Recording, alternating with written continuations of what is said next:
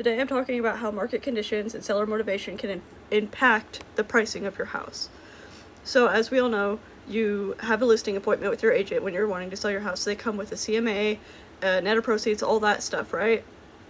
But when making the CMA, your agent should always consider these things that I'm about to list to appropriately list your house with what your goal is. The first thing being supply and demand. Is it a seller's market or is it a buyer's market? So in a seller's market, there's going to be very few listings compared to buyers. There's going to be more buyers than there are properties available. So sellers get the right, or well, I guess the opportunity to be more picky and have higher prices. If it's a buyer's market, that means that there are more listings than there are buyers, and they get to be more picky about what they want, and the competition is there. But you can't just assume because it is a buyer's market or say a seller's market and there's tons of buyers that means they all want your house, because what if it's all mostly seniors looking for housing, if it's mostly college-age students? Like, you have to consider who the buyers are, what they're looking for, where they're looking for, and the price range that they're looking for as well. The second thing is interest rates. So a lot of people may not know this, but I feel like a lot do. When interest rates are super high, it pushes out a lot of buyers from the market, because if you have an interest rate that is higher, that means your mortgage payment is going to be higher each month, and people can afford less and less house with as high as the interest will go. And that is using PITI, which is principal, interest, tax, and insurance.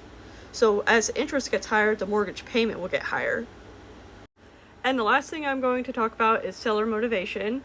So if your reason for selling is you have to move quickly or you need to get out of that house, then it is probably smart to price that house very competitively. There are going to be reasons why everybody is selling. You should always ask why you're selling, or tell your agent why you're selling, so that they can get you the best results. There is options for everybody and everybody's needs. Obviously, if a seller isn't in a huge rush, and houses like theirs are sitting on the market for quite some time before they do sell at asking price, and that would be ideal for somebody who's not in a rush to sell and they want top dollar out of their house. So they're patient, they have time to not move. But these are all things that you're going to want to consider when pricing your home strategically for your needs and your wants, and to have a smooth process.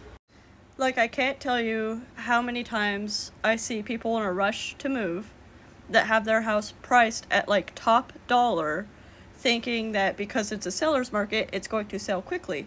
That's not always the case. There are so many factors. There's different types of buyers that you need to consider. Interest rates right now are kind of chaotic. Like, there are so many things that you need to consider into the pricing of your home if you are serious about selling it and for your needs.